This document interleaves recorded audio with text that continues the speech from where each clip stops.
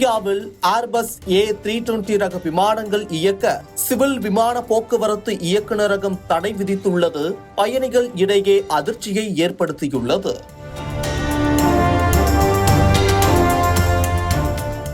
ஐரோப்பாவின் ஏர்பஸ் நிறுவனம் தனது சுமார் 6000 விமானங்களில் உடனடியாக சில மாற்றங்களை செய்ய வேண்டும் என்று அறிவித்துள்ளது.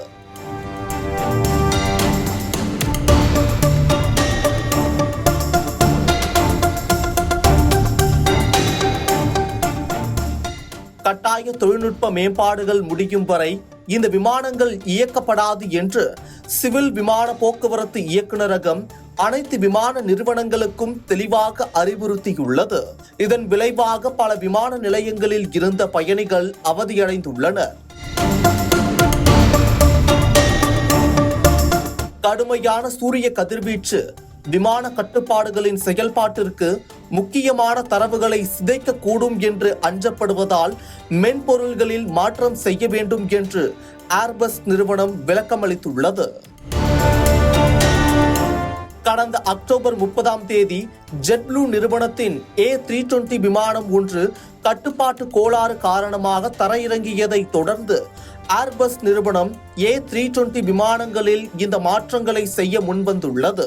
டெல்லி விமான நிலையத்தில் மிக கடுமையான பாதிப்பு உணரப்பட்டதை அடுத்து அங்கு 60க்கும் மேற்பட்ட A320 ரக விமானங்கள் தரையிறக்கப்பட்டன. நாடு முழுவதும் உள்ள பிற முக்கிய நகரங்களான மும்பை, பெங்களூரு, கொல்கத்தா மற்றும் சென்னையிலும் இதே போன்று நடந்து வருகின்றன.